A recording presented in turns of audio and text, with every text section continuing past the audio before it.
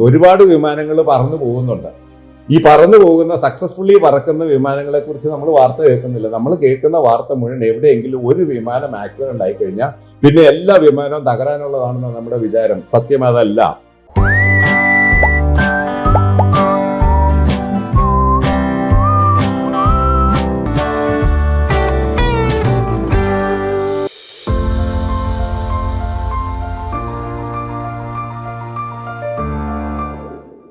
അങ്ങയുടെ ബുക്ക് ഞാൻ വായിച്ചായിരുന്നേ. അപ്പോൾ അതിനകത്ത് പരസ്പര വിശ്വാസത്തിനെ കുറിച്ചൊരു ഭാഗം അങ്ങ് പരാമർശിക്കുന്നുണ്ട്. ഈ കഴിഞ്ഞൊരു ദിവസം എൻ്റെ ഒരു സുഹൃത്ത് എന്നെ അപ്രോച്ച് ചെയ്ത സമയത്ത് അവൾ എൻ്റെ അടുത്ത് ചോദിച്ചു, എടി കല്യാണം കഴിഞ്ഞിട്ട് എങ്ങനെയാ ഒരു സ്ട്രേഞ്ചേഴ്സിന്റെ വീട്ടിൽ പോയിട്ട് താമസിക്കുന്നത്? അവിടെ പോയിട്ട് എനിക്ക് എന്തെങ്കിലും പ്രശ്നം വന്നു കഴിഞ്ഞാൽ ഞാൻ എന്ത് ചെയ്യും? കല്യാണം കഴിക്കുമ്പോൾ എൻ്റെ ഹസ്ബൻഡ് എൻ്റെ കൂട്ടത്തിൽ എന്തെങ്കിലും പ്രശ്നം വന്നാൽ നിൽക്കുമോ? ഇങ്ങനെ കുറേ ക്വസ്റ്റ്യൻസ് ചോദിച്ചു. അപ്പോൾ എനിക്ക് ഉത്തരം പറയാൻ പറ്റാതെ ഞാനിങ്ങനെ നിൽക്കുമായിരുന്നു. അപ്പം ഞാൻ ഈ സംശയങ്ങളൊക്കെ അങ്ങളോട് ചോദിക്കുകയാണ്. ഇതിനെങ്ങനെ മറുപടി ഞാൻ നമുക്ക് പറഞ്ഞു കൊടുക്കുക? സംശയം എന്ന് പറയുന്ന എല്ലാവരുടെയും ഉള്ളിലുള്ള ഒരു എലിമെന്റാണ്. നമ്മുടെ മൊത്തം സമൂഹം ഇവിടെ ഒരുപാട് ബിസിനസ്സുകൾ ഈ ഭയപ്പെടുത്തി ചെയ്യുന്ന ഫിയർ മാർക്കറ്റിംഗ് എന്നൊരുപാടുണ്ട്. നമ്മുടെ ഭയങ്ങളെ മുതലെടുക്കുന്ന ഒരുപാട് കാര്യങ്ങളുണ്ട്. പരസ്യങ്ങളൊക്കെ അതിനെ പ്രൊമോട്ട് ചെയ്യും. ഒരു പേടി ഉണ്ടെങ്കിൽ ആൾക്കാർ എന്തെങ്കിലും കാര്യത്തിന് വേണ്ടി പണം ചെലവഴിക്കുകയൊക്കെ ചെയ്യുന്നത്. അപ്പൊ നമ്മൾ ചിന്തിക്കേണ്ടത് എന്തുകൊണ്ടാണ് ഇങ്ങനെ മനുഷ്യന് ഭയം വരുന്നത്? ഒന്ന്, വളർന്നു വന്നപ്പോൾ സ്വാഭാവികമായിട്ട് വന്നിരിക്കുന്ന ഈ എൻവയോൺമെന്റിൽ നിന്ന് കിട്ടിയിരിക്കുന്ന ഒരു വിശ്വാസക്കുറവാണ്. അടുത്ത ഒരു എലിമെന്റ് ഉള്ളതെന്ന് പറഞ്ഞാൽ, ഞാൻ ചെയ്യാൻ സാധ്യതയുള്ളതൊക്കെ മറ്റുള്ളവരും ചെയ്യാൻ സാധ്യതയുണ്ടെന്ന എല്ലാവരും വിചാരിക്കുന്നത്. ഇപ്പൊ എനിക്ക് എത്രമാത്രം ഇന്റഗ്രിറ്റി ഉണ്ട് എന്നുള്ളതാണ് അതിലെ ഒരു പ്രധാന പോയിന്റ് ഉള്ളത്.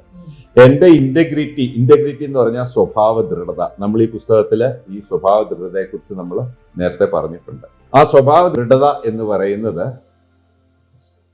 നീതിപൂർവം ഞാൻ പെരുമാറുമെന്ന് എനിക്ക് തന്നെ ഒരു ബോധ്യം ഉണ്ടായിരിക്കണം. ഞാൻ നീതിപൂർവം പെരുമാറാൻ സാധ്യതയില്ല എന്ന് എനിക്കറിയാവുന്നുണ്ടെങ്കിൽ എനിക്ക് ഒരാളെ വിശ്വസിക്കാൻ വേണ്ടി സാധിക്കത്തില്ല.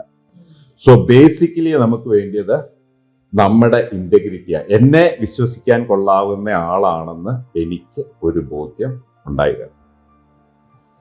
വിശ്വാസം എന്ന വാക്ക് അതിനെ എടുത്ത് നമ്മൾ നോക്കി കഴിയുമ്പോഴത്തേക്ക് അത് മലയാളത്തിൽ ഒറ്റ വാക്കേ ഉള്ളൂ.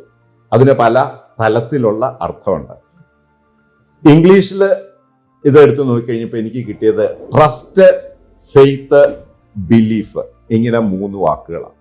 ട്രസ്റ്റ് എന്ന് പറഞ്ഞാൽ ഏതെങ്കിലും ഒരു സാധനത്തിൽ അല്ലെങ്കിൽ ഏതെങ്കിലും ഒരു വ്യക്തിയിൽ നമുക്ക് ആശ്രയിക്കാൻ കൊള്ളാവുന്നതാണ് എന്ന് നമ്മുടെ മനസ്സിൽ ഒരു തോന്നലുണ്ടാകുന്നു. അപ്പം നമ്മൾ അതിനെ ആശ്രയിക്കാൻ തുടങ്ങുന്നു. ഫെയ്ത്ത് എന്ന് പറയുന്നത് നമ്മൾ ഒരു സാധനത്തിൽ ട്രസ്റ്റ് ചെയ്തിട്ട് അതിനകത്ത് നമുക്ക് പോസിറ്റീവ് ആയിരിക്കുന്ന റിസൾട്ട് കിട്ടി. അങ്ങനെ റിസൾട്ട് കിട്ടി കണ്ടിന്യൂസ്ലി അത് കിട്ടുന്നത് കാണുമ്പോൾ നമുക്ക് ആ വസ്തുവിൽ അല്ലെങ്കിൽ ആ വ്യക്തിയുടെ പുറത്ത് ഒരു ഫെയ്ത്ത് ഉണ്ട്. ആ ഫെയ്ത്ത് നമുക്ക് അനുഭവിച്ചു കഴിയുമ്പോഴത്തേക്കും ആ ഫെയ്ത്ത് ക്രമേണ അതൊരു ബിലീഫായിട്ട് മാറും.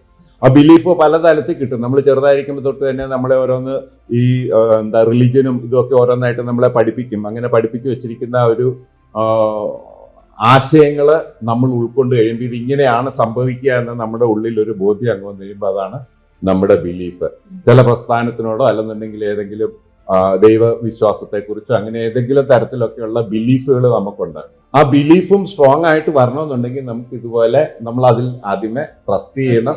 ട്രസ്റ്റ് ചെയ്തിട്ട് നമുക്ക് അതിനകത്തൊരു ഫെയ്ത്ത് ഉണ്ടായി വരണം. ആ ഫെയ്ത്തിനാണ് ബിലീഫിനെ സ്ട്രെങ്തൻ ചെയ്യുന്നത്. അപ്പൊ ഈ ഒരു പ്രോസസ്സിനകത്തൂടെ നമ്മൾ പോയി കഴിഞ്ഞാൽ നമുക്ക് ശക്തമായിരിക്കുന്ന വിശ്വാസം ഒരാളുടെ പുറത്തുണ്ടാക്കാൻ പറ്റും. ഒന്ന്, എന്നെ വിശ്വസിക്കാൻ കൊള്ളാവുന്നതാണ് എന്ന് എനിക്ക് സ്വയം ബോധ്യമുണ്ടാകണം. പിന്നെ മറ്റുള്ള ഒരാളിനെ, ഇപ്പൊ കല്യാണം കഴിക്കുന്നതിന് മുമ്പാണെന്നുണ്ടെങ്കിൽ പോലും ആ ആളിനെ വിശ്വസിക്കാൻ പറ്റുന്നുണ്ടോ ഇല്ലയോ എന്നുള്ളത് ഈ ആള് വിലയിരുത്തണം. പിന്നെ അവരുടെ വീട്ടുകാരെയൊക്കെ കാണാൻ വേണ്ടി കിട്ടും.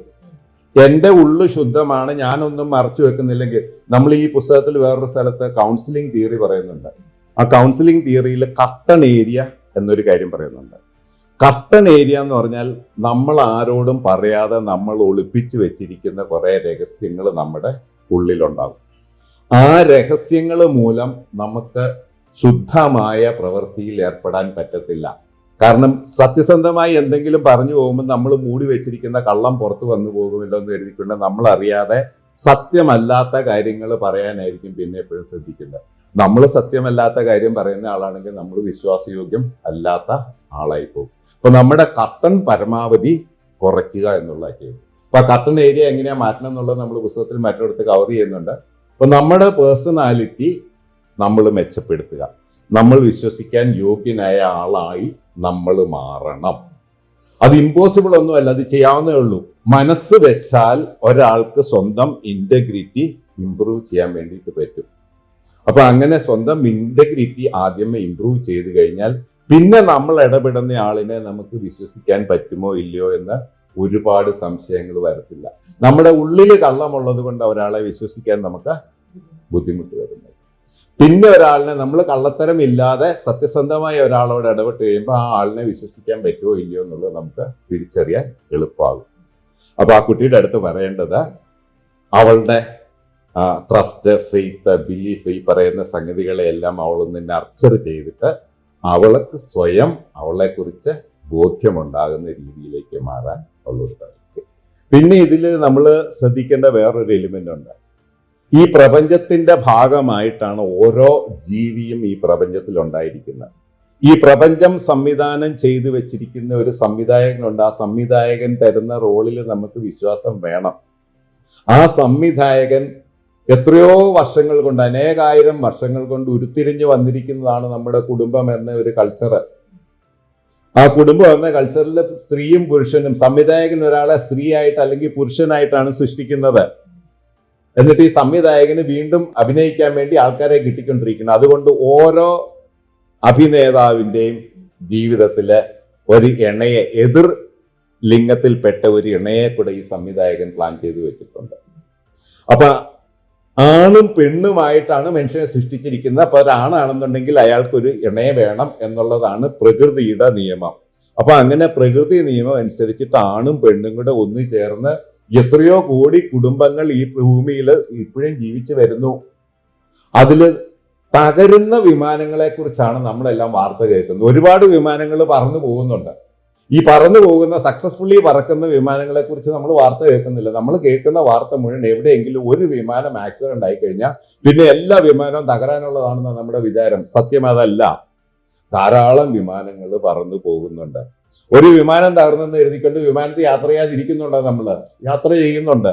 ഇത് തന്നെയാണ് കുടുംബത്തിലും. തകരാൻ സാധ്യതയുള്ള കുടുംബങ്ങളുണ്ട്. തകരുന്നതെല്ലാം വലിയ വാർത്തയാക്കുകയും നമ്മൾ ബഹളം വയ്ക്കുകയും ചെയ്തു കഴിയുമ്പോഴത്തേക്കും പിന്നെ ആൾക്കാർക്ക് ഈ കുടുംബ ജീവിതത്തിൽ കയറാൻ വേണ്ടിയിട്ട് ഭയമാകും. പിന്നെ കുറെ ഉത്തരവാദിത്തങ്ങൾ തൽക്കാലത്തേക്ക് ഒഴിവാക്കാൻ വേണ്ടി ആൾക്കാർ ഇതിൽ നിന്ന് ഒഴിഞ്ഞു മാറാൻ ഇല്ലാത്തത് കൂട്ടിച്ചേർത്ത് പറയുന്നതും നമ്മുടെ ഒരു സ്വഭാവമാണ്. ഉത്തരവാദിത്തം എടുക്കാനുള്ള മടിയാണ്. ഉത്തരവാദിത്തങ്ങളിൽ നിന്ന് ഒളിച്ചോടുന്ന സ്വഭാവമാണ് അതിനകത്തെ വില്ലൻ.